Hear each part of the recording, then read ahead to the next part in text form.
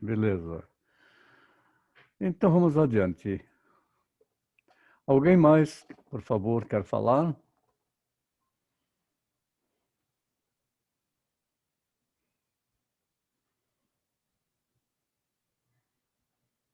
Nenhum depoimento?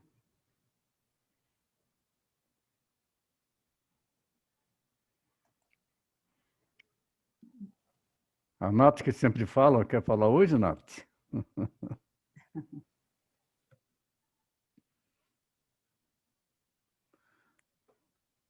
Vamos colocar um sorriso para a gente levar alegria para a nossa querida Raquel, Exatamente. para que ela possa sorrir para a vida dela com os filhos dela, não é? A Nath, ela abriu lá, ela vai falar, Nath?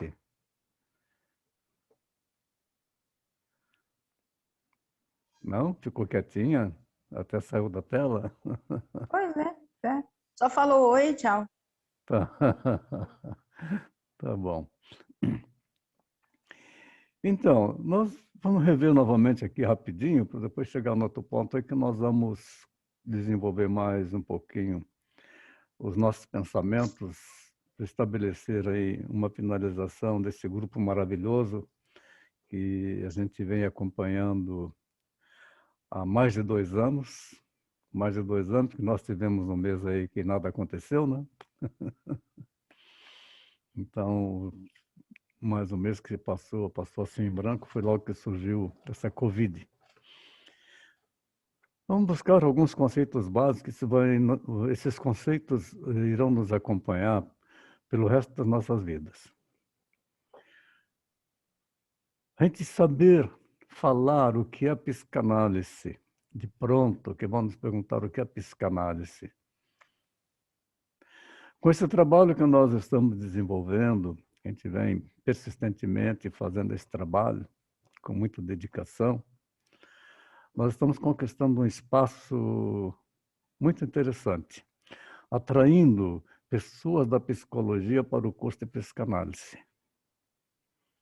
E agora, com essa parceria também, Instituto Diego Psicanálise e Psicologia, isso vai impulsionar mais ainda e abrir mais as possibilidades para todos nós que estamos agora praticando a psicanálise.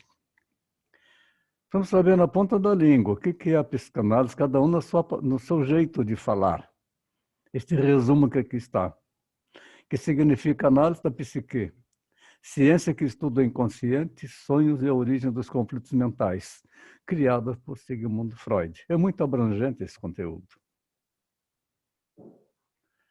As pessoas vão perguntar o que é a psicanálise, qual a diferença que tem entre psicanálise, psicologia e psiquiatria. A gente vai praticando que daqui a pouco estamos falando todo de uma forma bem clara, bem objetiva, cada um no seu jeitinho de ser. Entendendo sempre aquilo que vai lá no rodapé de todas as apostilas. Humildade para ouvir e entender.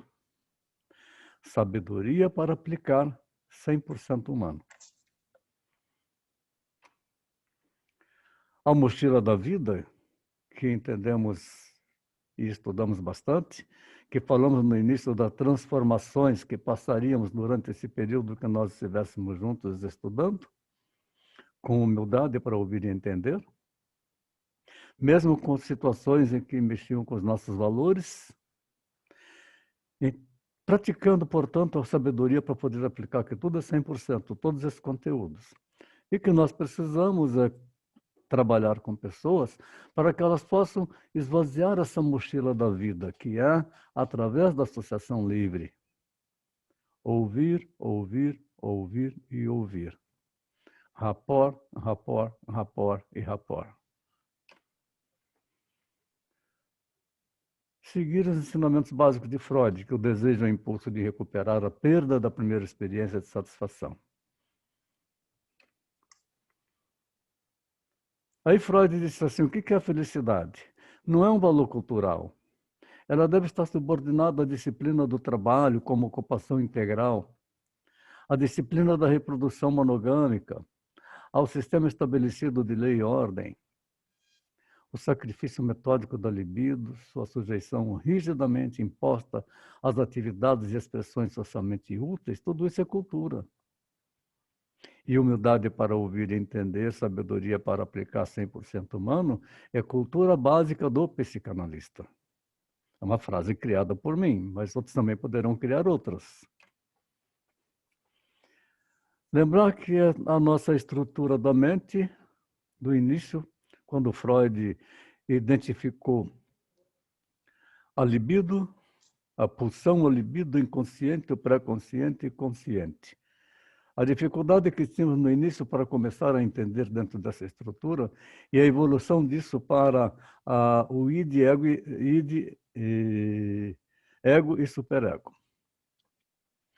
Entendendo que a pulsão é um conceito situado na fronteira entre o mental e o somático, como representante psíquico dos estímulos que se originam no corpo, dentro do organismo, e alcança a mente, como uma medida de exigência feitamente no sentido de trabalhar em consequência da sua ligação com o corpo, e que esta pulsão é aquela que provoca atitudes e ações impensadas.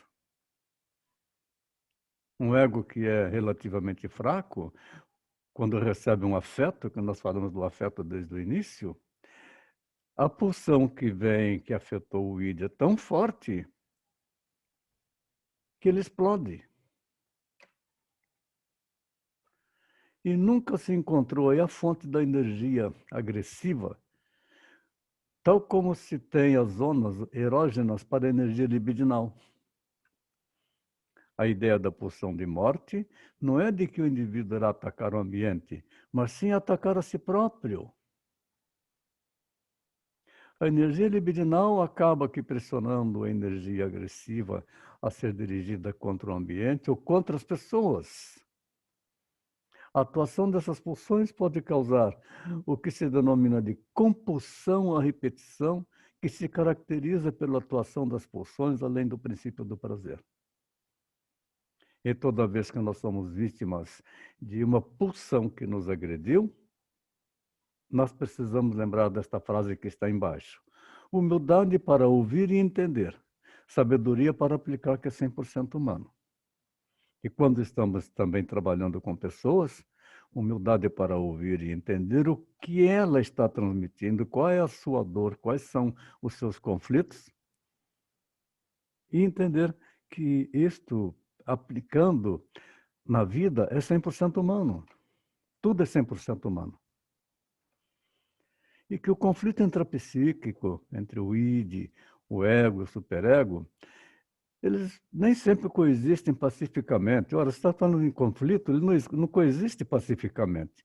Nós temos momentos de normalidade, nós temos momentos de harmonia. Mas isso não quer dizer que o nosso id não está produzindo pulsões. Id exige satisfação imediata. O ego tenta reprimir os desejos inaceitáveis. Nem sempre consegue. Os materiais reprimidos têm energia, e essa energia procura devolver à consciência o material reprimido. Essa energia ela não se dissipa reprimido nem recalcado. Ela fica retida. É como uma mina colocada dentro do corpo. Em determinado momento, pisa naquela mina, ela explode. A energia está ali. O ego tenta reconciliar as exigências conflitivas do id e do superego, tendo ao mesmo tempo de levar em conta a realidade externa, a realidade da vida, com suas oportunidades limitadas de satisfação das pulsões. O amor, trabalho solicitado no segundo módulo, a definição do amor. O que é o verdadeiro amor? O amor requer humildade para ouvir e entender. E requer sabedoria para aplicar, que é 100% humano. Portanto, a psicanálise, ela também está alicerçada no amor. Amor ao ser humano. De todas as etnias, de qualquer parte do mundo.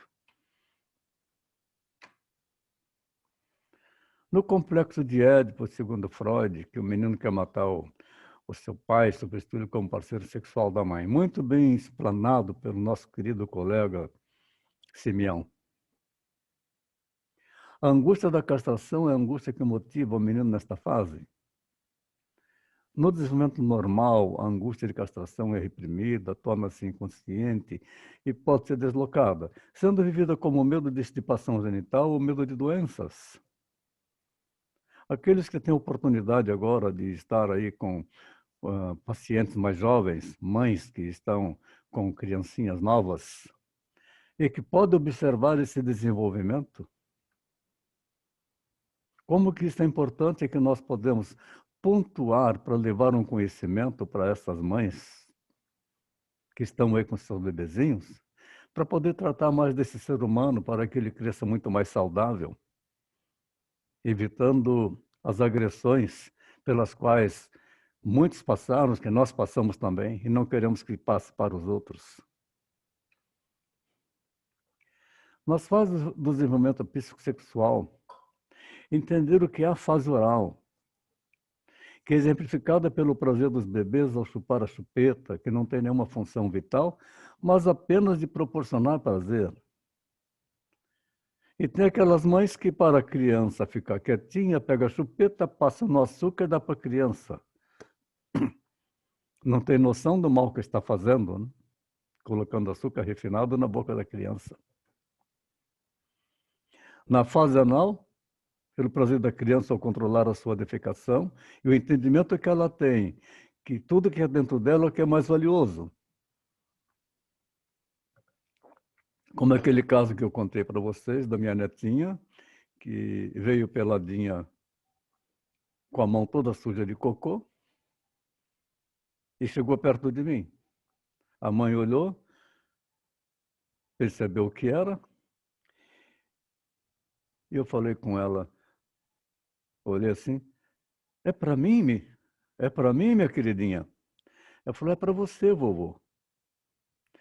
Ela estava tão contente, tão feliz que eu estava lá, que eu sempre brincava com ela, que ela foi fazer cocô e trouxe um presente para mim, que era algo que era de dentro dela, o amor que ela estava apresentando para mim naquele momento. Esse entendimento, as pessoas não têm esse entendimento. Nós podemos contribuir para que aprendam a lidar com essa situação, que é a fase em que ela está trocando as fraldas, 2 a 3 anos de idade. É a fase fálica, que é demonstrada pela manipulação dos órgãos genitais, que começa logo também na infância. A partir dos 2 anos já tem manipulação dos órgãos genitais.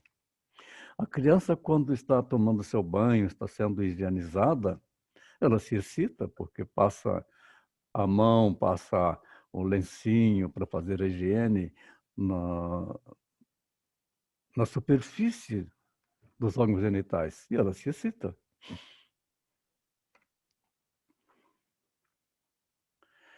Então, a catexia, que é o processo pela qual a energia libidinal disponível na psique é vinculada à representação mental de uma pessoa. Ideia ou coisa, ou investida nesses mesmos conceitos.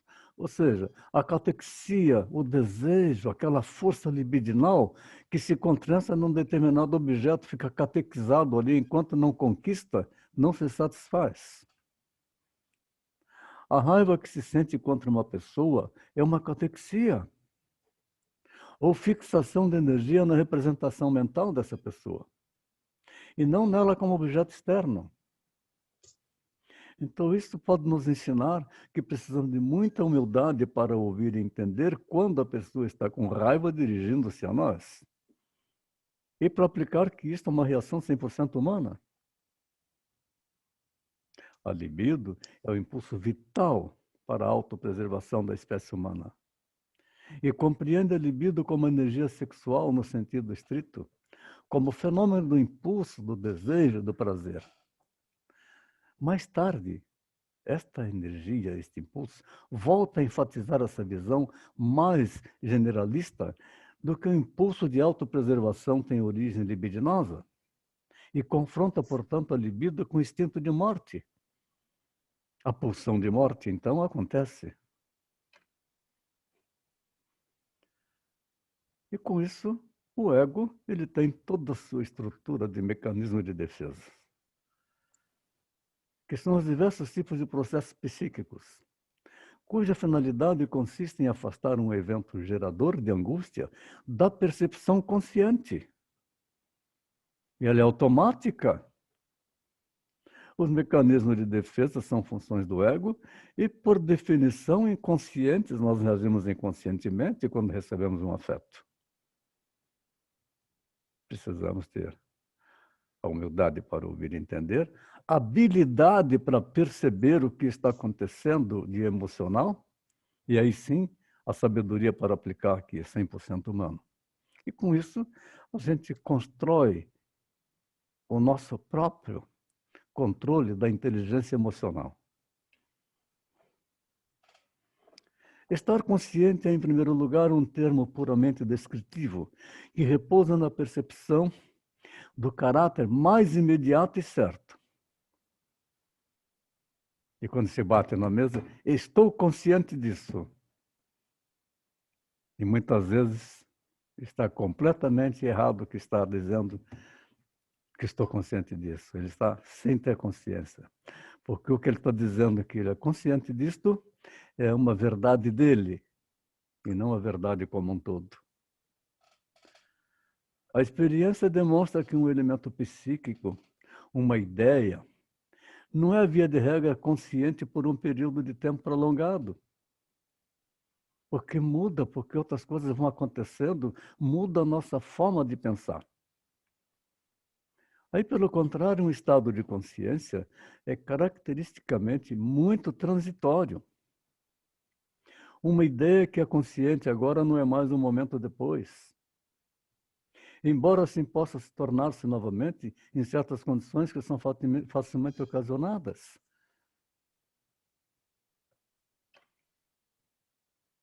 Formamos a ideia de que em cada indivíduo existe uma organização coerente de processos mentais, e a isto nós chamamos ego. É esse ego que a consciência se acha ligada. O ego controla as abordagens à motilidade, é o que está exposto à realidade externa, é o que faz a descarga das excitações para o mundo externo. Ele é a instância mental que supervisiona todos os seus próprios processos. Desse ego procedem também as repressões, porque o ego ele reprime também, por meio das quais procura-se excluir certas tendências da mente. Aquela conversa interior, aqueles demôniozinhos que vão agitando e que nós vamos pensando, como é que nós vamos controlar aquilo lá? Não simplesmente da consciência, mas também de outras formas de capacidade e atividade humana. Aí, quando na clínica escutamos alguém, nós sabemos disso, visamos o ego. Porque é no ego que todas as suas variadas formas de expressão irão sair. E com isso, mantendo a atenção flutuante com 3 objetivos que serão processados na mente do analista. Mas quando estamos na clínica, visando o ego da pessoa, que ela está falando tantas coisas, aquela conversa também nos afeta, nos traz lembranças. Além do mais, todos nós estamos sujeitos às vicissitudes da vida. E quando vamos entrar no consultório ou atender a uma pessoa, mesmo com todas as agrúrias que nós estejamos passando, que cada um possa ter particularmente, nós precisamos conseguir controlar isto, porque é uma tarefa muito difícil. Daí, então, a atenção uniformemente flutuante, porque nossos pensamentos também começam a se atravessar a todo instante.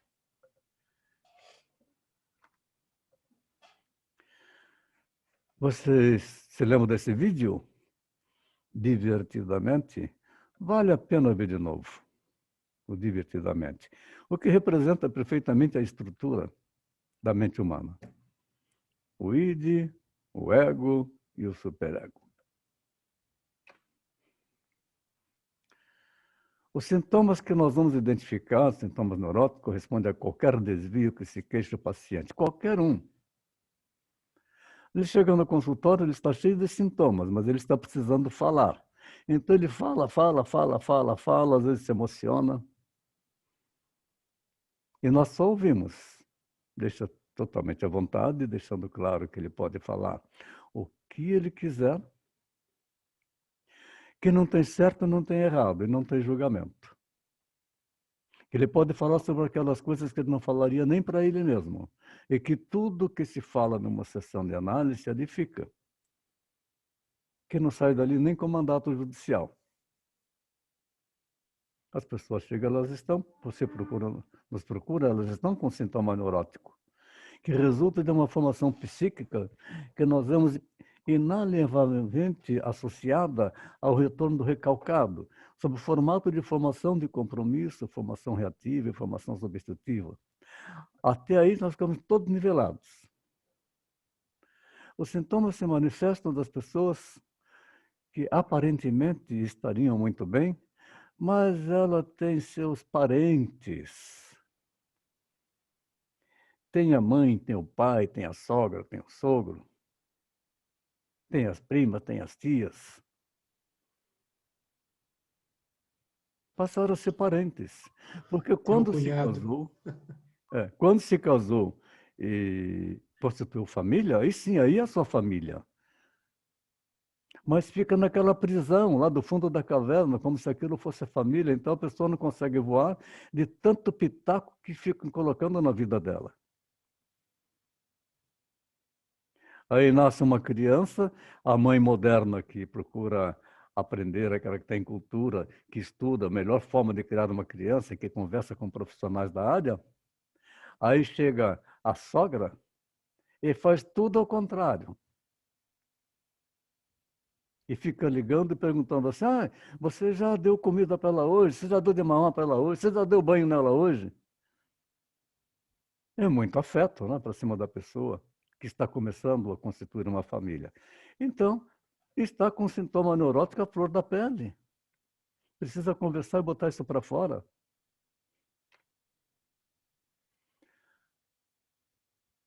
A parte instintual. Nós somos seres instintuais como todos os animais. Instinto de sobrevivência. Isto, enquanto fenômeno biológico, possui representantes psíquicos, principalmente impulsos, né?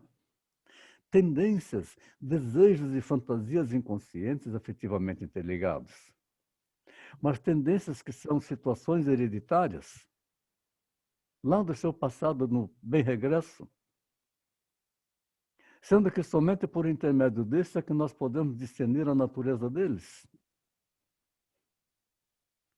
Alguns autores os dividem em dois grandes grupos: os instintos sexuais, ou instinto de vida, e os destrutivos, o de morte, acrescentando que há um princípio governando a vida instintiva.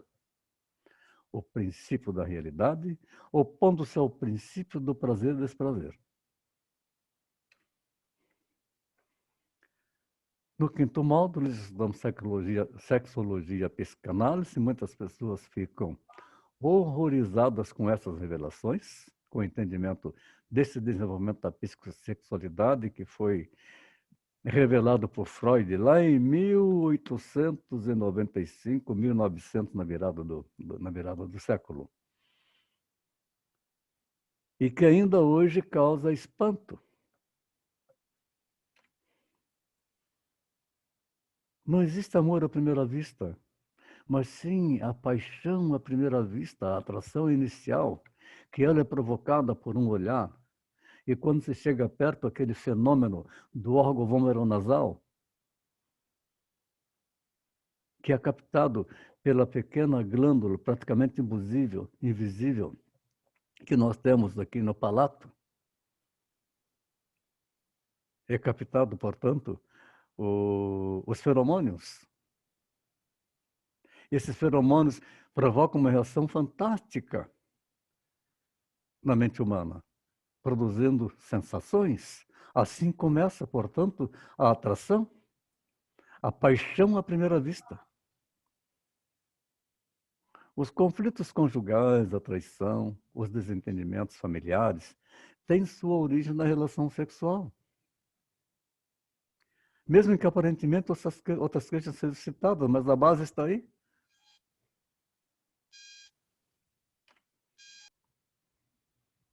O psicanalista precisa entender claramente que ele não apresenta diagnóstico, ele não dá atestado, ele não rotula. Mas ele precisa entender os sinais corporais, verbais e atitudes para melhor pontuar no certo psicanalítico. E é a associação livre que permite ter a chave para abrir a mente da pessoa, simbolizada pela nossa logo, e levar a luz para dentro. E com isso, desenvolver essa importantíssima habilidade da semiótica, a semiologia psicanalítica praticada no módulo 6. Logo em seguida, passamos para a psicodinâmica das neuroses, no módulo 7, entendendo as perturbações nervosas que surgem sem que haja lesão orgânica e por perturbações psíquicas das quais o indivíduo é consciente, característica que diferencia a neurose da psicose, a neurose da angústia frequente, a histeria e certas obsessões estão também. Uma grande parte das pessoas que apresentam essas perturbações nervosas, essas psiconeuroses, elas não aceitam de forma alguma que elas estão neuróticas. Quando, na realidade, a população, podemos considerar nós também, todos nós somos neuróticos. Um neurótico fóbico pode sentir intenso medo ante uma situação ou um objeto que ele saiba não representar nenhum perigo. Mas o neurótico carrega dentro de si mágoas de situações ocorridas, porque ele lembra de coisas que faltaram, que foram fortes em determinado momento. Não lembra de tantas coisas boas que ocorreram durante tanto tempo. O tio Patinhas que dizia assim, as pessoas são assim. Elas se lembram de uma refeição que faltou e 1 milhão que foi servido.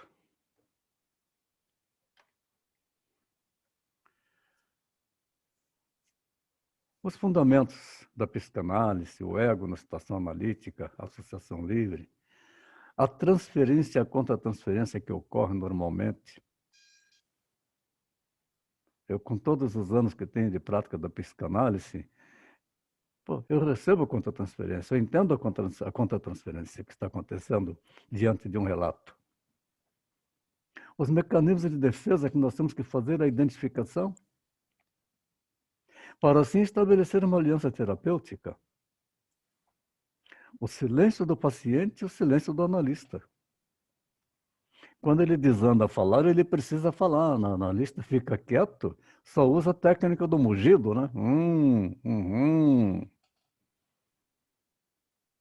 O narcisismo e a técnica psicanalítica que se confrontam a todo instante. Na interpretação dos sonhos, em que a pessoa diz, nossa, eu sonhei tanto essa noite. Ah, eu não sonho. E quando nós pontuamos, se você puder, ao acordar, anotar seus sonhos, ele diz assim, mas eu não sonho. Não, você sonha assim. Todas as pessoas sonham. É que você acorda e já começa com a sua atividade e você esquece dos sonhos. Mas ele tem conteúdos interessantes, se você puder anotar e trazer aqui para quando você tiver lembrado, tiver anotado, para a gente conversar a respeito de seus sonhos, vai ser bastante interessante. Por causa da simbologia toda que existe no sonho. Ainda ontem fiz atendimento do Peter Pan. E ele está numa fase de mudança, agora vai mudar para o apartamento dele, está saindo do ninho, da terra do nunca, mas tudo favorecido pelo pai. Mas ele é muito bem organizado financeiramente, ele tem curso de administração de empresas.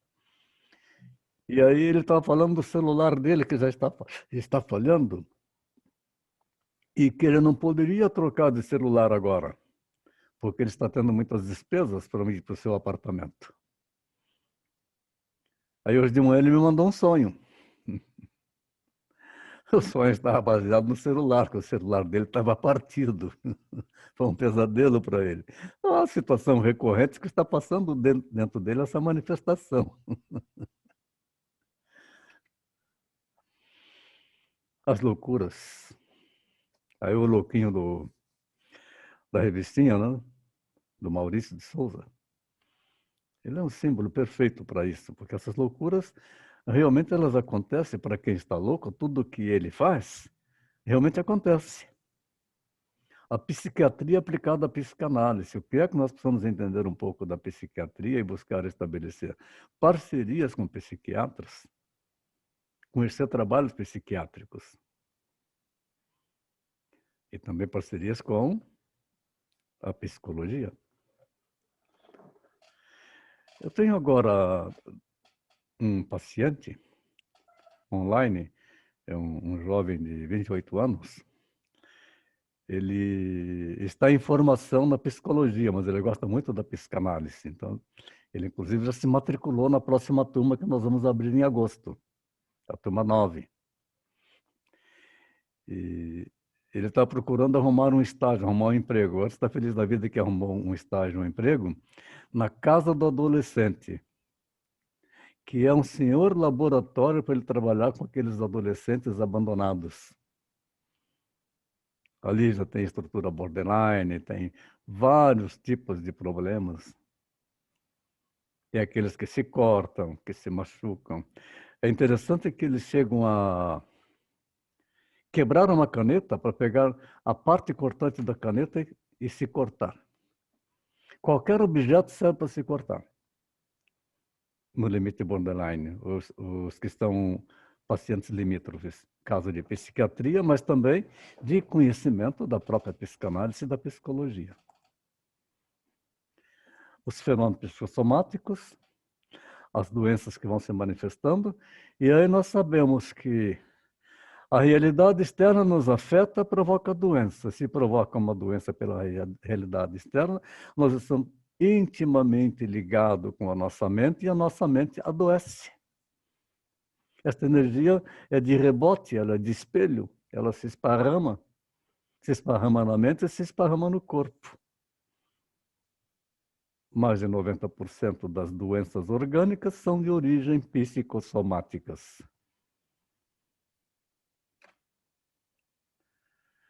Um psicanalista precisa acreditar e trabalhar com os preceitos fundamentais da psicanálise. Complexo de Édipo, recalcamento, como tem recalcamento, resistência à transferência. A pessoa resiste para transferir o seu conteúdo, aquilo que está provocando a sua agonia, que está provocando o seu conflito interno. O inconsciente, a sexualidade infantil. E tratando com as pessoas, muito difícil encontrar um que não tenha passado por problemas na sua sexualidade infantil, que não tenha sofrido lá um abuso. Isso contido, portanto, no módulo 12 da técnica psicanalítica 1, Freud e meu saudoso professor de Porto Alegre, o Zimmermann.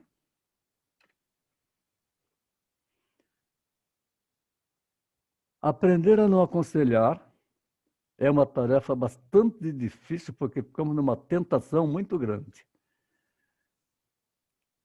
Que as pessoas falam, nós enxergamos que poderiam dar um conselho. E ela pede um conselho, e nós não podemos dar conselho. Eu imagino como a tarefa se vai se complicando para o nosso querido colega Moisés lá, porque o pessoal vai pedir conselho, né, Moisés? Vou me aconselhar com o pastor, né? Isso. É bem isso, né? Eles esperam um conselho. À medida que você vai trabalhando aí com o seu rebanho e que você começa a pontuar e jogar para ele a responsabilidade para ele se resolver, né? Começa a mudar a situação, não é verdade, Moisés? Sei. Então, aprender a... mesmo. Sim. Quer falar? Não. Tranquilo.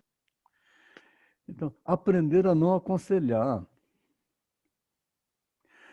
Ah, eu acho que você poderia fazer isso. Opa, acho. Toda vez que a gente pensar em acho, vamos lembrar que eu sempre falei com vocês durante o curso inteiro. Achismo. Nós temos que eliminar do nosso vocabulário o acho. Nós não temos a certeza. Nós temos a certeza da nossa parte, mas não a certeza do que aquilo representa para o paciente. Portanto, se eu acho alguma coisa, eu acho que eu não sei. Aí sim. Aprender a não aconselhar, muito desenvolvimento pessoal para não fazer julgamento e entender que tudo é 100% humano. E falar em julgamento, todas as pessoas com a gente se reúne, como julgam? Julgam seus próprios amigos, fazem chacotas, xistes, atos falhos, falando dos seus próprios amigos queridos. Parece uma hipocrisia, mas é o que acontece. Na realidade, quando estão falando de defeitos do seu amigo, estão fazendo, na realidade, ali o uso de um mecanismo de defesa do ego chamado projeção, porque é algo que contém dentro dela mesma. O psicanalista é um profissional clínico de investigação teórica da psique humana, independente da psicologia, buscando a compreensão e análise. O psicanalista é psicoterapeuta da personalidade, que pratica ética e respeito por todas as culturas e condições humanas. Ele precisa ser 100% humano e entender que tudo é 100% humano. O analisar novamente aquele testezinho de temperamentos que eu passei para vocês, se puderem fazer novamente, para que vocês possam ver o que é que vocês mudaram como temperamento no transcorrer desse período. Que tenho certeza de afirmar que todos se modificaram. Aqueles que chegaram lá há 2 anos e pouco atrás não são aqueles que estão aqui hoje. São outras pessoas. Mas aí analisaram o seu temperamento. E com isso, a gente começa numa conversa que a pessoa está falando a fazer identificação do temperamento. E quando vem aquele temperamento que começa a nos afetar, ou da história que ele está contando que começa a ser uma contratransferência, opa, isto não me pertence. O tempo inteiro falamos disso. Isto não me pertence. Humildade para ouvir e entender, sabedoria para aplicar que isto é 100% humano, mas não me pertence a agonia do outro. Não me pertence o que ele está falando do outro. Mas sim, fazer com que ele possa mostrar o seu conflito interno, o elemento que está provocando esse conflito entre o id e o ego, e talvez ainda com pressão do superego.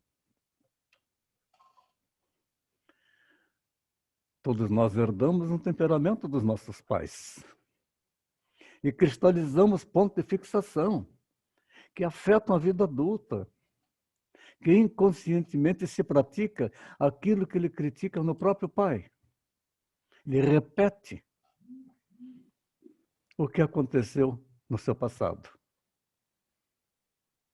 Isso é uma combinação de características congênitas que, consciente ou inconscientemente, induzem nosso procedimento.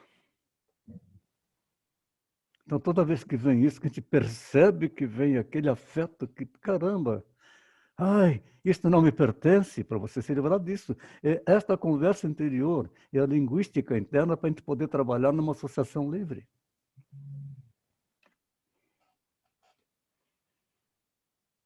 Certo ou errado? Julgamento. Aí a pessoa pergunta assim, mas se eu estivesse na situação que você estava, como é que você sentiria? Ora, eu estava numa situação, eu estava me sentindo de um jeito, mas se você estivesse na minha situação, eu não sei como que você se sentiria, porque eu não sou dono do seu pensamento. Eu não sou dono do pensamento alheio. Portanto, eu não posso tirar achismo, eu não posso tirar conclusões. O pensamento ali é diferente, aquilo que para mim apresenta algo, não representa para outra pessoa. E por isso não tem muita ética quando se fala entre certo e o errado.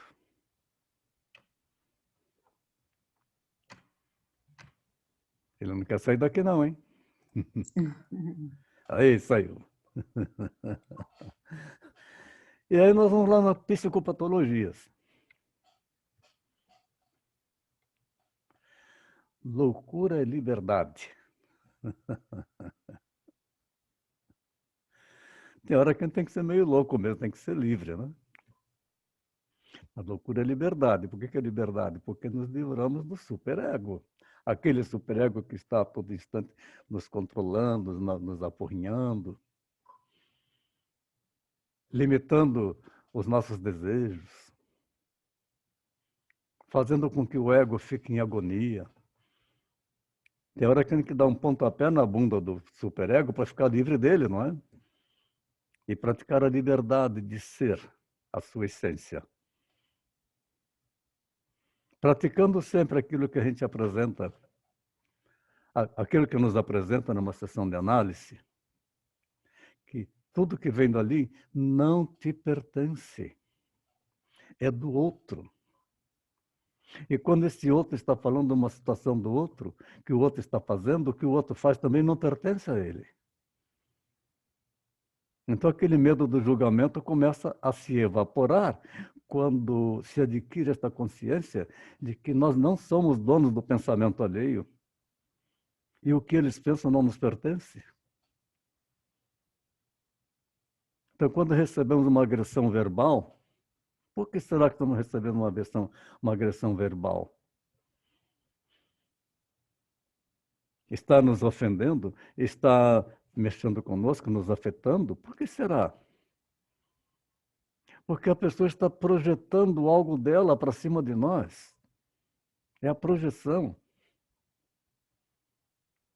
Então, precisamos ter a humildade para ouvir em situações complicadas que isto não me pertence e que é 100% humano.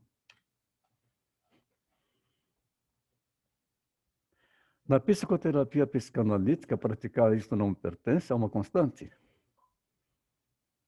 Entendendo a importância dessa psicoterapia, do ouvir, do pontuar suavemente para que a pessoa possa estabelecer uma empatia. E com isso nós estamos o tempo inteiro fazendo rapport. Rapport, rapport, rapport, mas nos acompanhar a vida toda. Na psicoterapia breve, quando nós vamos trabalhar aquele que está chegando em nosso consultório, agoniado, com conflitos que são recorrentes. Então, a psicoterapia breve é pontuar esses momentos recorrentes. A psicoterapia breve é uma técnica de tratar o aqui e agora.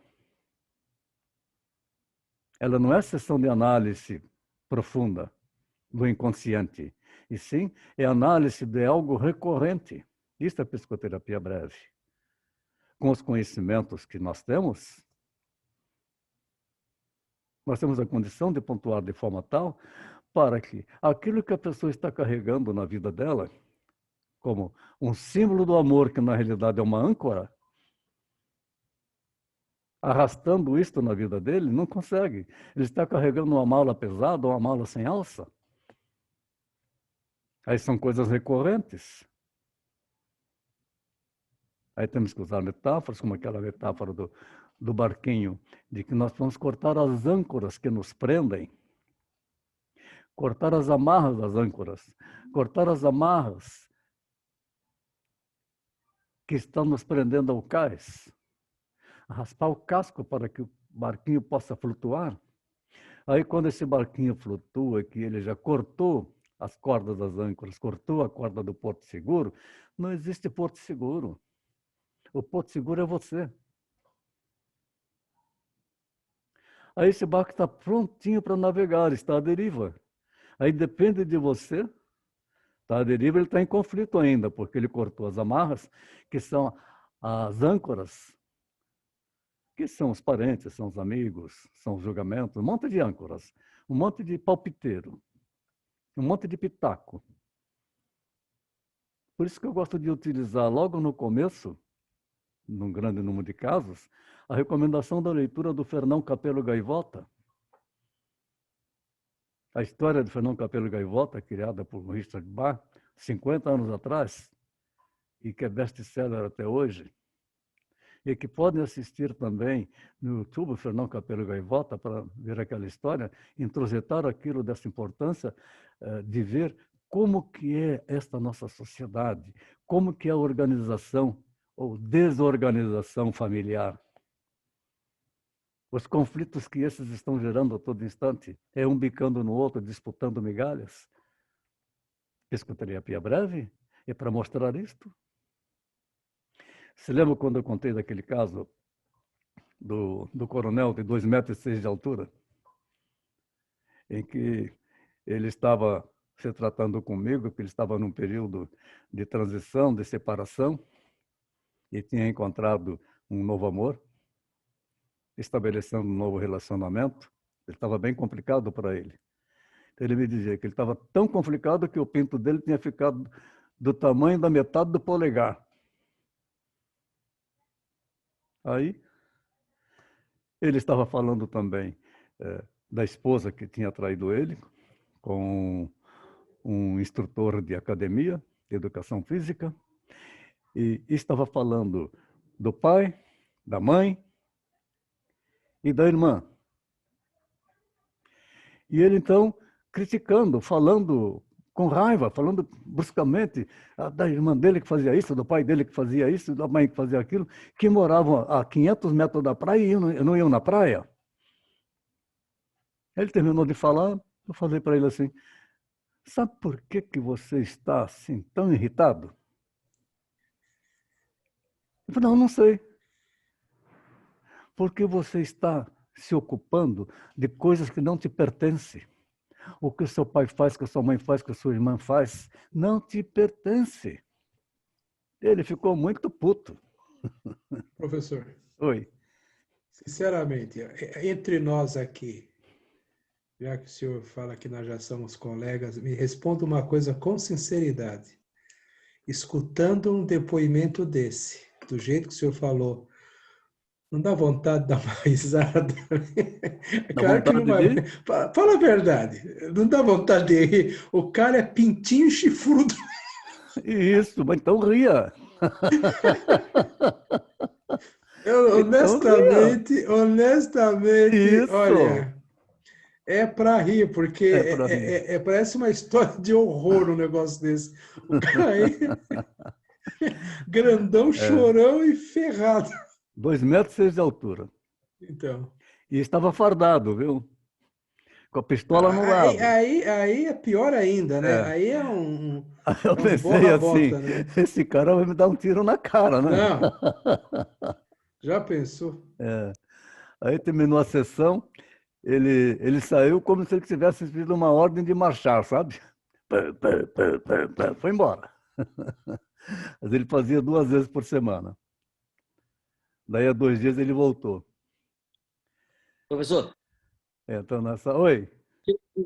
tira uma dúvida. Então, na psicoterapia breve, há uma verbalização mais acentuada, já que nós não podemos aconselhar. Isso, você pontua como eu pontuei. Que eu falei, você sabe por que você está se incomodando?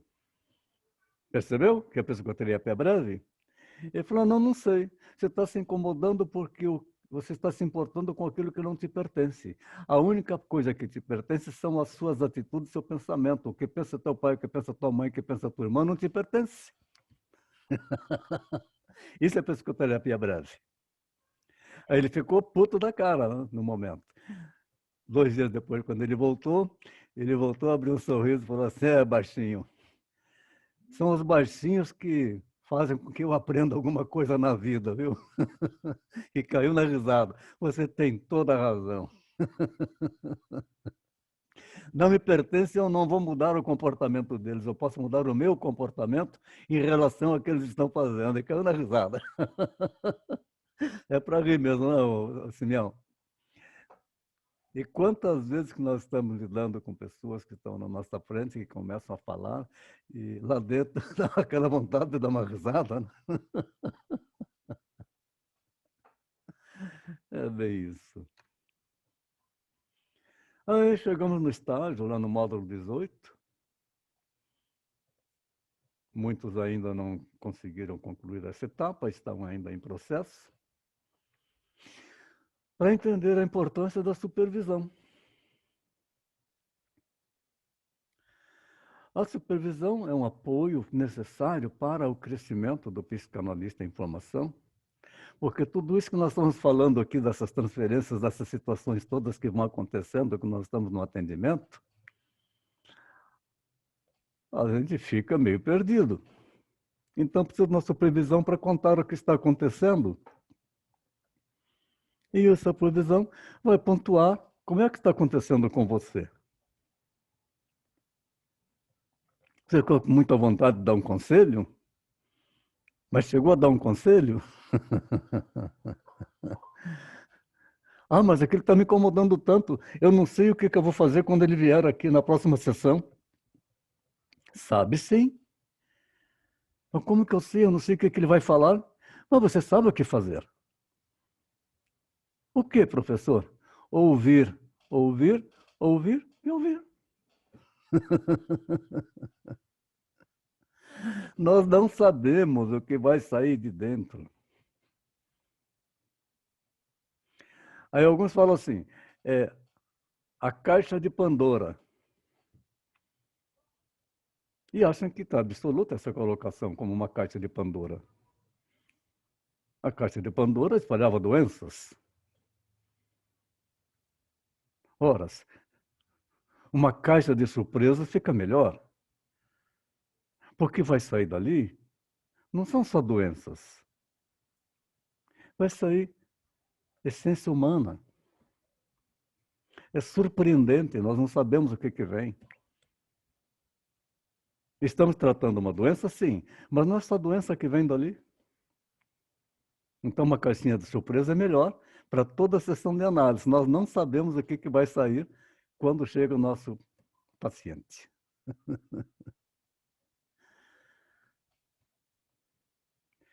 Quando falamos das estruturas borderline, algo que é interessante aprofundar isso, recomendamos o filme também da Nice, Além da Loucura, ou No Limiar da Loucura, né? E essas estruturas borderline são aqueles que têm sinais típicos e variam assim em pouco instante de tantas expressões que nós temos que aprender a ler melhor em cada sessão de análise, essas expressões faciais, a posição do olho, o que está acontecendo. Como está aí na cara desse jovem, quantas expressões ao mesmo tempo? E aquele impulso obsessivo de se cortar, como eu falei desse garoto que está trabalhando lá na casa do adolescente, em que eles quebram a caneta para se cortar. Qualquer objeto serve para se cortar. É uma loucura, são personalidades limítrofes. Precisam ser cuidados por psiquiatria, com medicação. Mas lá dentro a dor da alma é muito grande. Quando nós nos deparamos com borderline, quando nós temos a humildade para ouvir o desespero do borderline e entender que ele está doente, aplicar que isto é 100% humano,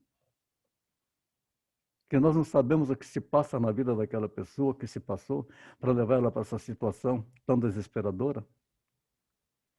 Na maioria dos casos, a história ela é bastante triste, é a história de abandono, é a história de rejeição, é a história de abuso, e que a própria pessoa se mutila.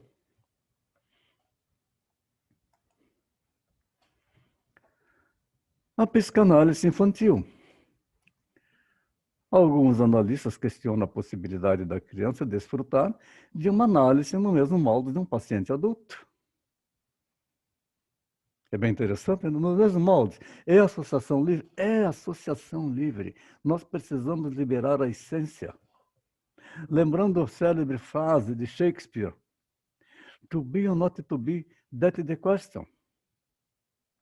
A criança ela só precisa ser o que ela é. O jovem precisa ser o que ele é. O adulto precisa ser o que ele é. Então, lembrar sempre disso. To be or not to be, that's the question. Ser ou não ser, esta é a questão. A essência da pessoa que precisa ser o que ela é. E pode ser moldada. É preciso pensar como a clínica psicanalítica direcionada à infância, principalmente à primeira infância, nos confronta com uma mudança de paradigma. De uma clínica baseada no significante e na linguagem em sua dimensão verbal, para uma clínica voltada para a ideia de construção e de contenção continente. É uma clínica, portanto, que precisa estar elaborada para atender crianças, precisa ter alguma coisa lúdica, joguinhos lúdicos de construção, papel, lápis coloridos, e deixar a criança à vontade. Não ficar sentado na sua poltrona, senta no chão junto com a criança. A criança começa a brincar, se ela pega um brinquedo e quebra o brinquedo, não tem importância. Deixa quebrar outro. O papel e as canetas, aquelas canetas que não borram, coloridas, né? Os lápis, para ela rabiscar o que ela quiser.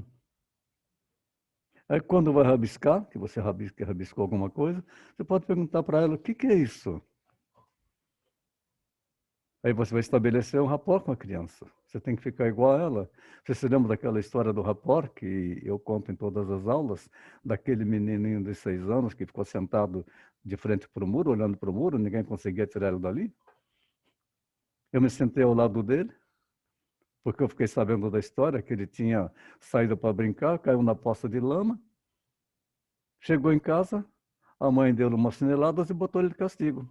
Ele tinha sujado a roupa de lama. Eu me sentei ao lado dele, fiquei olhando para o muro também, não falei nada. Até que ele olhou para mim. Aí quando ele olhou para mim, eu calmamente disse para ele assim,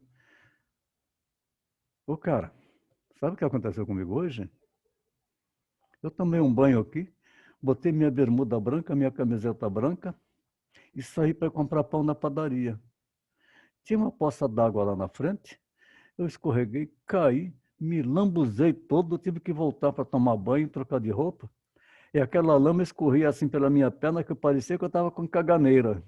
Aí ele deu risada.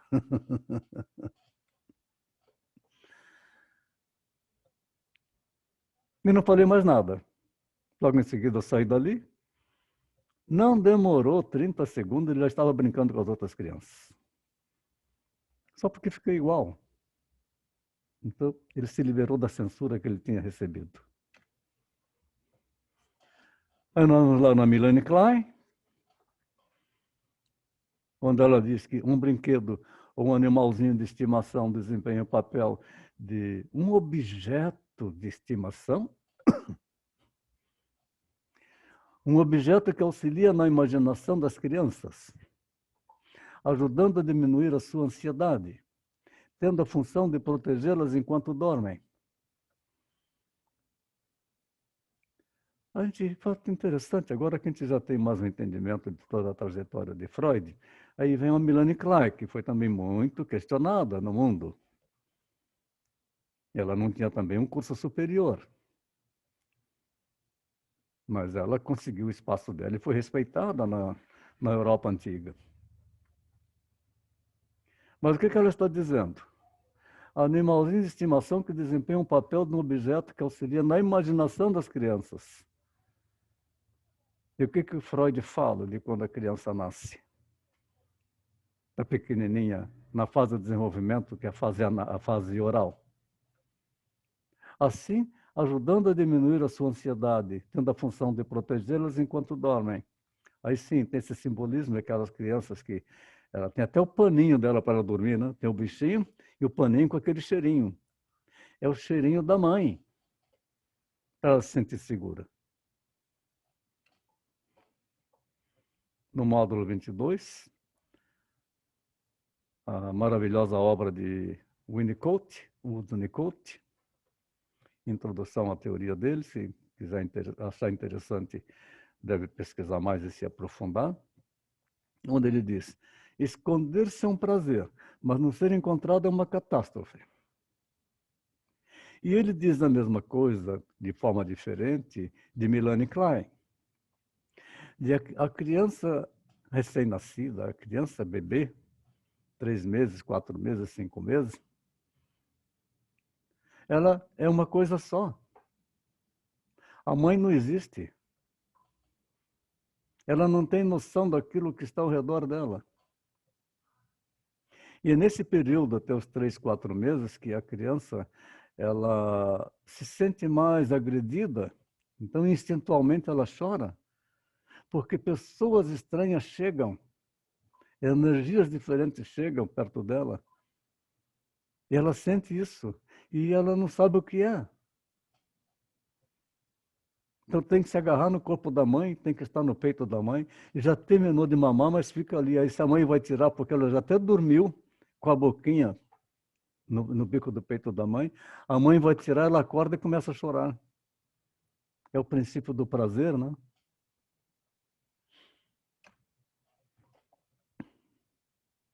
Aí, quem entendeu, por favor, me explica. É bastante complicado.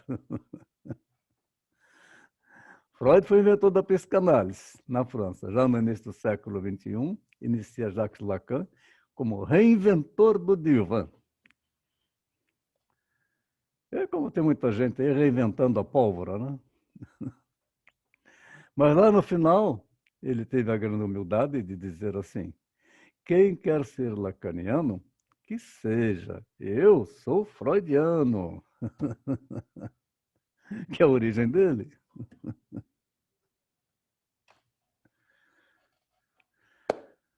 Isto não me pertence.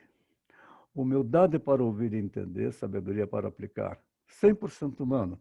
Na observação das palavras sensoriais, no último módulo que apresentamos para vocês, que tem uma ligação direta com a neuropsicanálise, a movimentação neuronal de palavras que provocam essa movimentação dos neurônios, a movimentação da energia. Esta prática, que ela é extremamente importante, entender profundamente o que uma pessoa quer dizer, identificar como que ela recebe uma palavra. Qual é a parte sensorial dela? Numa única palavra. Ela pode ser auditiva, ela pode ser sinestésica, ela pode ser visual. Então, entender profundamente o que uma pessoa quer dizer. Isto aqui veio complementar para vocês lá do módulo 6, semiologia, né? Aqui é avançado. Então, fazer esse entendimento do que uma pessoa quer dizer, às vezes nos parece fácil, mas não é. Porque nós não entendemos a emoção que está acontecendo ali e como que ela está comunicando. Compreender a realidade dos seus conteúdos e estabelecer um elo terapêutico é necessário uma visão da realidade interna do paciente, para que possamos pontuar assertivamente e alcançar insights que provoquem a resolução dos afetos angustiantes. E assim, reduzir a neurose que assola o ser humano que nos procura para tratamento dos seus conflitos. Uma simples palavra, quando eu falo da importância de uma palavra, né? A palavra, qualquer uma. Fogo. O que será que essa pessoa está querendo dizer com fogo? É o fogo interno que está ardendo na sua alma que está trazendo sofrimento? Ou é o fogo de tesão por alguém? Ou é o fogo que está queimando por uma azia? O que significa o fogo para ele? E como que é essa percepção sensorial? Quando tem a palavra fogo, fica com medo?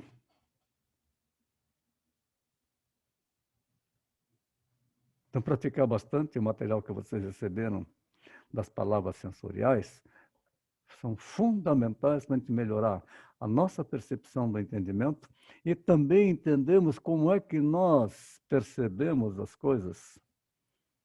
Qual parte sensorial do nosso organismo está mais ativa? As palavras nos dizem isso. Ouça o que eu estou dizendo, veja o que eu estou dizendo, sinta o que eu estou dizendo. Pronto, 3 palavras sensoriais. Ouça o que eu estou dizendo, ouça. Veja o que eu estou dizendo. Você constrói a imagem, inclusive, do que eu estou dizendo. E sinta o que eu estou dizendo, você vai sentir. É bem interessante isso. E utilizando esta força das palavras sensoriais, nós enriquecemos a nossa capacidade de pontuação. Para chegar no ponto necessário, para reduzir aquela neurose, aquele conflito que está apresentando uma pessoa, e assim ela buscar dentro dela a solução para a vida dela. Alguém quer falar alguma coisa?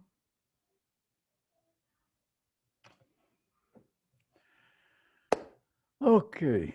Sem julgamento, sem preconceito, a máscara de oxigênio na viagem de avião. Se você não estiver respirando, você não pode dar sua máscara para outro, você tem que respirar, então você em primeiro lugar. O que pensam de mim são pensamentos alheios. Isto não me pertence. To be or not to be, that is the question. Tudo passa, isto também vai passar. A história do Anel do Rei. 100% humano. E uma palavra final, be, que significa seja, somente seja.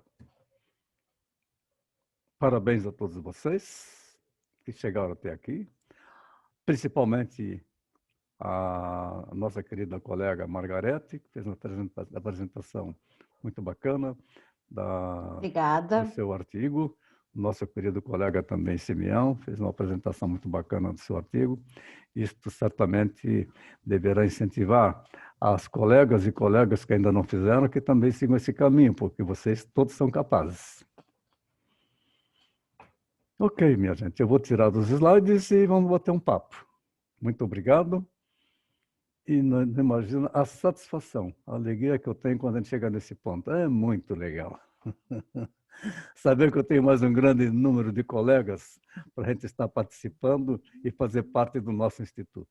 É muito legal.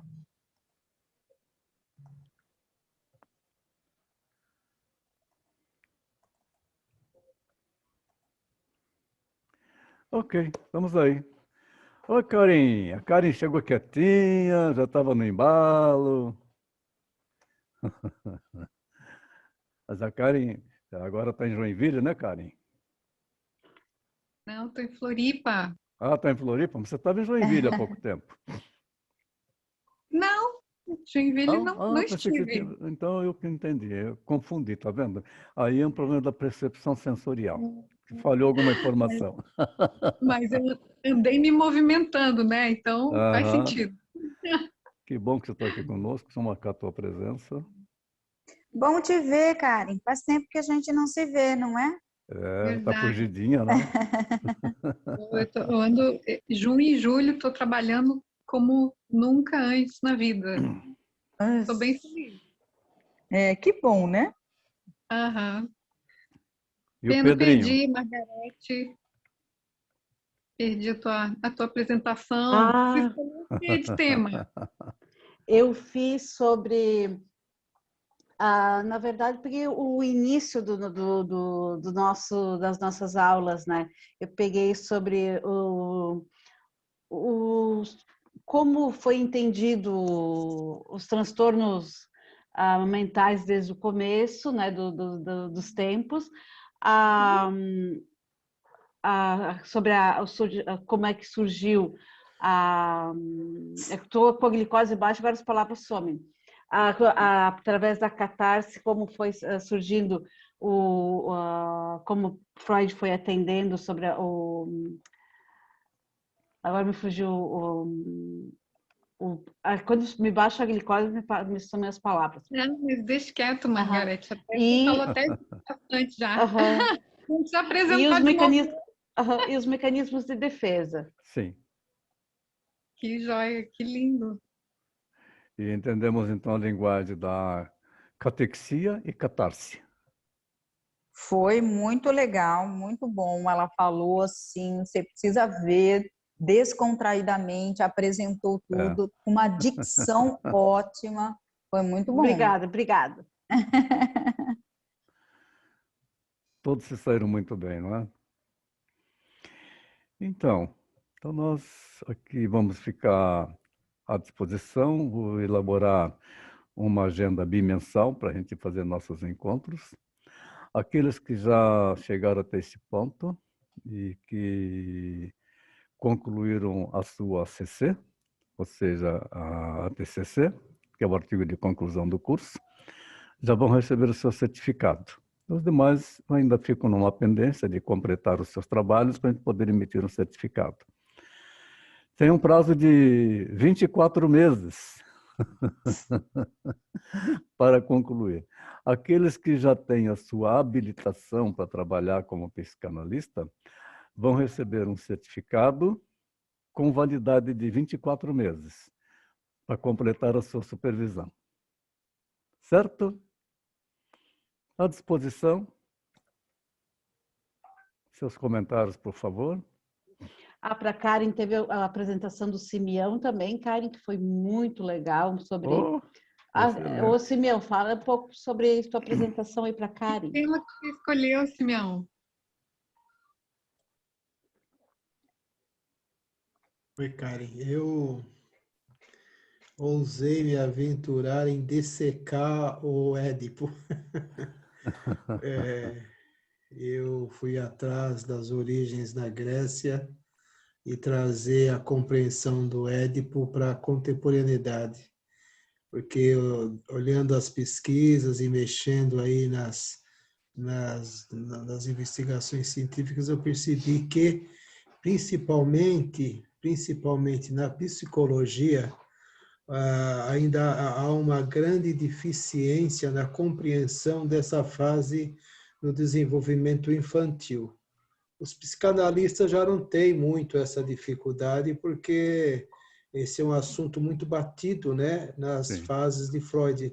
Mas como a psicologia ela trilha outras linhas de pesquisa e algumas, inclusive, contraditórias com relação aos fundamentos de Freud, acaba se usando essa análise de perfil do Édipo erroneamente. Porque quando a gente olha para um Édipo, para uma criança que está numa condição dessa e se tornou um adulto com grandes problemas com seus recalques do passado, eles não entendem que tudo isso está envolvido uma questão muito grande de afeto inseguro. Então, eu acabei mexendo, e a gente vai cutucando, e acabei encontrando alguns psicanalistas, alguns psiquiatras que são psicanalistas, que são freudianos, né, na verdade. A pesquisa todinha está de encontro com homens cientistas que releem os rastros de Freud. Porque o grande lance é o seguinte, a psicologia, eu estou fazendo psicologia e eu fico quieto ouvindo o que se fala na academia e se percebe grandemente o quê? Que Freud é passado, não é passado.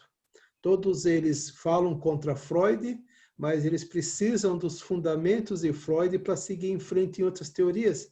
Então, você vê um ranço, e esse ranço, muitas vezes falado pelo professor, né? Até eu brinco lá na universidade, que eu chamo ele de Lopes Freud, e aí todo mundo dá risada. Falei, eu conheço a encarnação do Sigmund Freud, tá? Lá em Balneário Camboriú. Quem quiser ir lá, vai lá assistir, né? Porque tem isso. Quando você entende realmente a origem de tudo, você entende o contexto. Porque olhando para o rei Édipo, a gente vê que a colocação do Édipo era um contexto da época. Só que Freud olha para o contexto de Édipo no grego e tira as suas pesquisas para trazer para o sujeito psicológico, para o sujeito psicanalítico. Então, o trabalho basicamente foi isso, tá? Deu um pouco de trabalho, porque parece uma coxa de retalho. Você vai montando para você ver o que vai dar. E no final a gente fica assim pensativo, porque realmente a psicanálise ela não está no caminho errado. E uma coisa que eu acho interessante, né, o que é muito comum, psicólogos, psicanalistas. Isso é muito comum na academia. E eu, particularmente, estou o caminho inverso, né? Psicanalista, psicólogo, que se torna um psicanalista melhor, né? Então, começando por aí, é apaixonante. A Marga apresentou o trabalho dela, ela fez uma síntese de todo o percurso do curso, ela foi muito feliz na colocação. Dias antes eu até conversei um pouquinho com ela sempre modesta como sempre, apavorada, tomando muitos sucos de maracujá, mas na hora lá fez o show, né? Foi como que chama, Carmen Miranda do curso, né? Brincou com as bananas, faltou as bananas na cabeça ali e tal, mas foi muito bom. Eu tenho certeza que os colegas também têm capacidade, têm qualificação, têm mentes produtivas para montar um trabalho, um ACC de qualidade, porque o curso ele pede para isso, né? Então, nós estamos saindo daqui hoje, não só como um psicanalista, como colega do professor, mas nós estamos saindo como emissários de uma linha psicanalítica profunda e séria. Porque ficar 2 anos aqui, nessa vida de louco aqui, e sair simplesmente para ser só ter um certificado na mão, não funciona. Nós temos que sair realmente para anunciar as boas novas, né? Não é as boas novas de salvação, mas tentar resolver aí. Não resolver, mas pelo menos repórter, como o professor Tampo fala, né? Vamos aprender a ouvir, que eu acho que uma das essências da psicanálise, ela consiste no ouvir. E ponto final, né? Foi isso. Eu vejo aí a turma Airimites, o próprio Moisés, você, Karen, a Nath. Eu não tenho dúvida que daí, dessas cacholinhas de vocês, vão sair coisas muito boas. Também acredito. Sabe? Aquilo que foi falado ontem, uma jornada, ela termina com o primeiro passo. A caminhada do monge. Exatamente. Então, o professor está dizendo aí que nós vamos ter uns encontros aí bimensais, e eu gostaria muito de poder apreciar e prestigiar a apresentação de vocês. Tá? Bimensal, não tenho medo, aqueles que ainda estão... não tenho receio. Vocês receberam as ferramentas corretas para desenvolver um trabalho muito bom.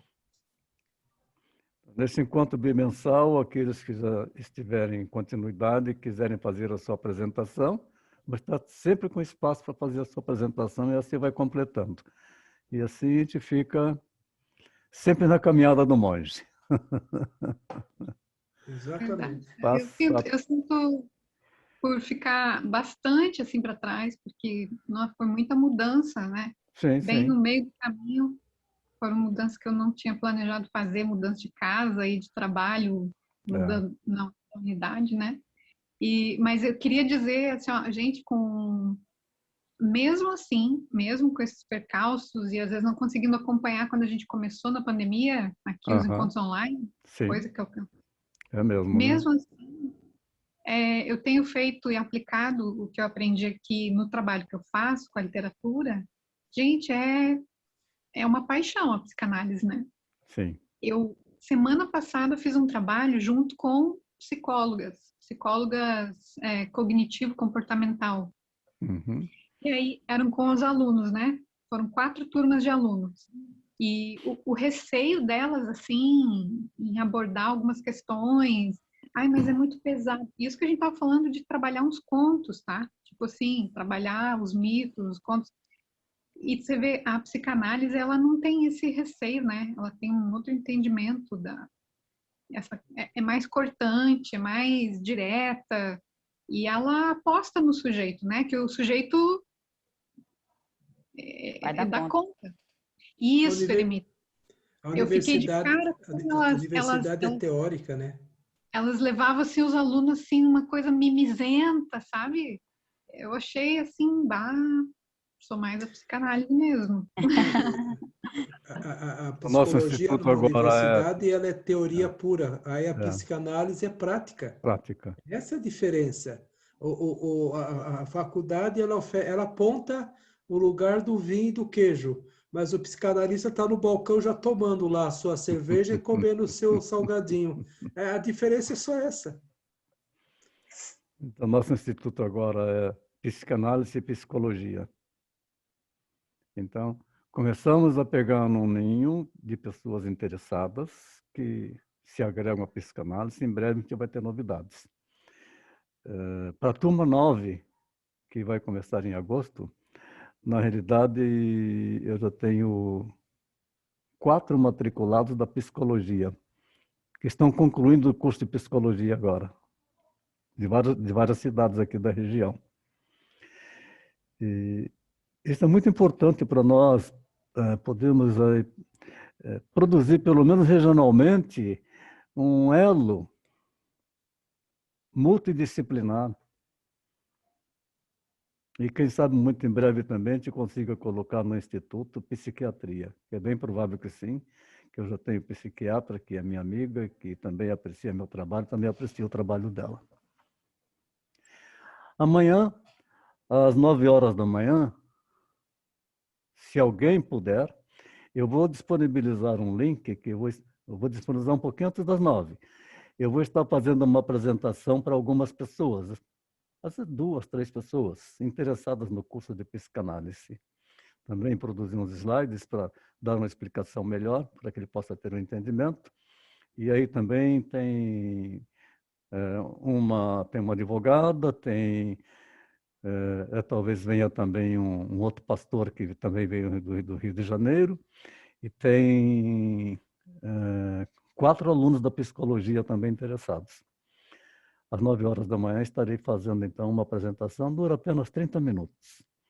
Vou colocar no grupo 6, aqueles que puderem estar presentes, agradeço que também vocês poderão dar seus depoimentos para essas pessoas entenderem como que vale a pena fazer esse investimento na sua vida, para você melhorar a sua qualidade de vida, melhorar como pessoa, e também para você transformar o seu futuro como profissional com muito mais habilidade. Não é isso? Alguém mais? Professor, este grupo será desfeito ou não? Ele vai continuar? Esse grupo não, encontro bimensal. Tá, então, mas ele vai continuar lá bonitinho, como ele está ali no WhatsApp, né? Grupo 6. Tá, tudo bem.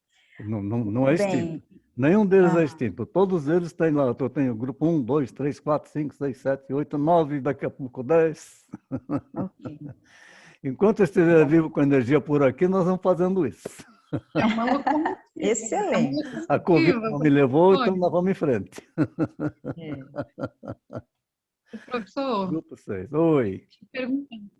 O senhor acha interessante me colocar numa turma que esteja mais para eu ir acompanhando assim quando chega a hora que eu consigo repor as aulas que me faltam? Será que eu devo estar em algum, como tipo, acompanhar a turma 9, que é a que vai vir? Sim, se você quiser, eu posso incluir você, que você tem lá uma parte, eu conheço um pouco do seu histórico, você pode entrar na turma 8.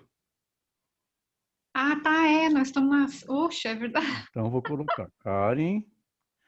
Sim. Turma 8.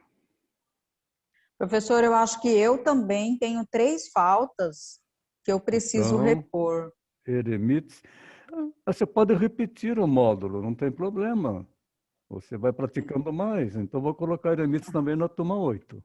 Ok. Tá. Legal? Agradeço. Agradeço muito. A turma 8 vai ter aula, deixa eu ver aqui quando. já vai ser a semana que vem.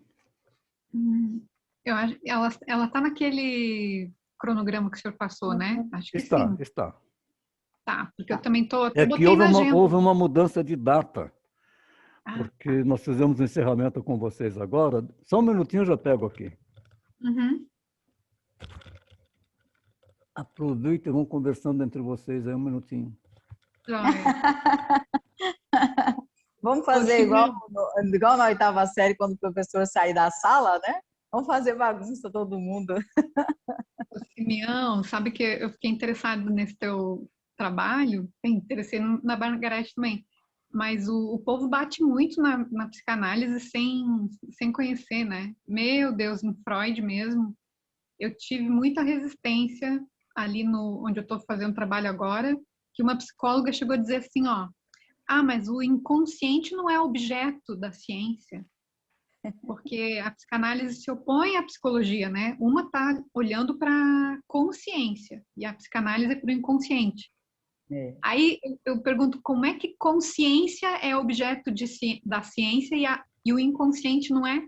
As duas coisas são imateriais, né? Eu digo, meu Deus, que difícil. Então, isso se chama vaidade acadêmica.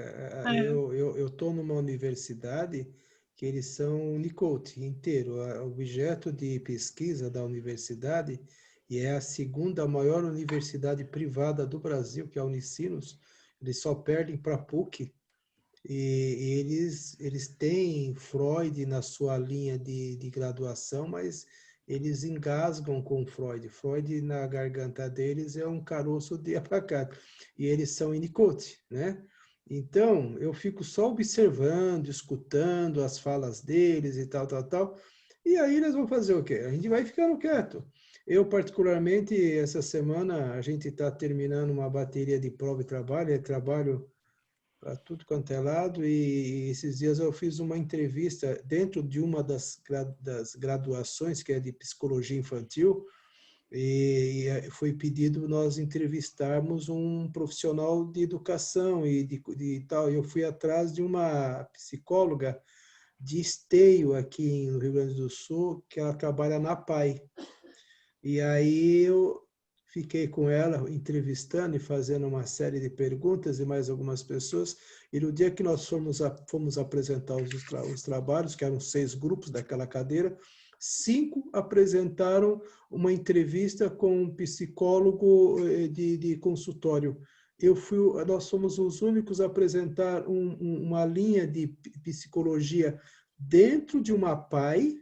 E vou lhe dizer uma coisa, a psicóloga é freudiana até o tutano, porque ela aplicou toda a compreensão que é sistêmica, porque ela mesma sendo psicóloga falou, o problema da psicologia é por ela ser só muito comportamental, quando não é o ideal, ela tem que ser sistêmica, ela tem que abranger todos os lados, todas as visões, uma relação de muitas coisas para chegar no consenso. Porque se isso não acontece, acontece o que muitos psicólogos fazem. Na hora que eles vão descrever o perfil psicológico, eles rotulam o paciente e o paciente sai carregando uma placa que chuta. Sabe aquela coisa que a gente brincava na escola, me chuta, pelo resto da vida. É isso mesmo. Eles lá mesmo têm a PAI de Esteio, eles atendem principalmente autistas e os deficientes intelectuais. E aí ela fala o que chega de famílias apavoradas, porque algum psicólogo biruta montou um perfil no filho de autismo, quando a criança não tinha autismo, não tinha nada. Entende? Então, aí que mora essas divergências, e foi fantástico. E é isso, como que o professor fala, há um ranço, e esse ranço, ele não é bom, ele não é salubre, ele é insalubre. Por quê? Porque em vez de criar uma malha de uma corrente única de trabalho, porque o propósito é a saúde mental, não, cada um fica brigando. Eu sou melhor do que o psicólogo é melhor do que o psicanalista, e o psicanalista é merda nenhuma. Então, isso não funciona. Porque nosso instituto está criando isso, né? Exatamente. Se cria esses dogmas, que para mim são dogmas, é a velha história da religião. Ah, a minha religião é certa, a minha também é, a sua não vale, ou o time de futebol, né? O melhor é... Isso é uma besteira. Isso é uma pura besteira. É uma disputa narcísica. Exatamente. O propósito é cuidar da saúde mental, né? Então, se você realmente é um profissional que vai ser vocacional, você vai ser bem-sucedido, porque o vocacional, ele olha para aquele paciente, tentando sentir a dor do paciente e mostrando para o paciente, olha, o norte a seguir é esse. Agora, se você é um profissional comercial, eu quero 500 mil pacientes, porque eu vou encher o bolso de dinheiro, imagina o resultado desse profissional. É um monte de rótulo nas costas das pessoas. Não é para isso que se funciona, né? Não é para isso. Então, é isso mesmo, tá? Você tem toda a razão. E a gente vai em frente, vamos dando risada. Pior que quando eu me defronto com essas coisas, eu lembro do professor falando, e hoje, com um pouco mais de consistência, porque no final do curso a gente vai pegando, né, aqueles fragmentos de cada encontro e vai montando aquela coxa de retalho. E no meio do caminho você escuta, olha, puta, bem que ele falou mesmo, isso acontece e tal. E aí, sabe o que você faz? Você ri para dentro. O negócio é rir para dentro, porque dá vontade de rir. Você escuta tanta besteira, que você fala, putz, é coisa de louco. Mas é isso, né? É isso. A beleza está aí. Beleza, está aí. Muito bom. Dia 29 e dia 30, semana que vem, terça e quarta-feira, tem a turma 7. A turma 8 vai ser um pouco mais adiante. A turma 8 vai ser em julho. A turma 7... o módulo que nós estamos é o módulo 15, Psicopatologias. Aqueles que tiverem interesse em participar desta aula, por favor, me informa para eu enviar o link. Psicopatologias, módulo 15. Ah, legal, professor. É dia 29 e 30, o senhor disse? 29 e 30. Eu vou querer, se eu vou dar uma, se puder ver, eu vou querer ver, mas eu aviso o senhor. Eu vou querer ver de novo. Tá. Ótimo, muito obrigado. A sua presença é muito importante. A Karen, se puder também, vai ser uma alegria para mim, também a Eremites, tá? O Moisés também, todos que quiserem, o nosso querido amigo Simeão. 29 e 30, Psicopatologias, Teoria sobre a Loucura. Feito? Alguém mais? Então tá, gente. Tudo de bom para vocês, um abração para todo mundo. E vamos, que bom que a gente vai se vendo ainda. Então, fechado. Exatamente, né? Um prazer estar aqui com vocês, gente. E que bom que nós vamos continuar aí nos vendo. Bimensal, e dando a oportunidade para os que estão com seus trabalhos atrasados de se recuperarem e começar também a fazer a sua apresentação, começar a fazer seu paciente piloto. Tem 24 meses pela frente para isso. Okay. Beleza? Tchau, tchau, gente. Gente, muito obrigado. Se cuidem bem. Aquele abraço. Beijo. Se cuida, prof. Tchau. Vida tchau. longa. Tchau, tchau.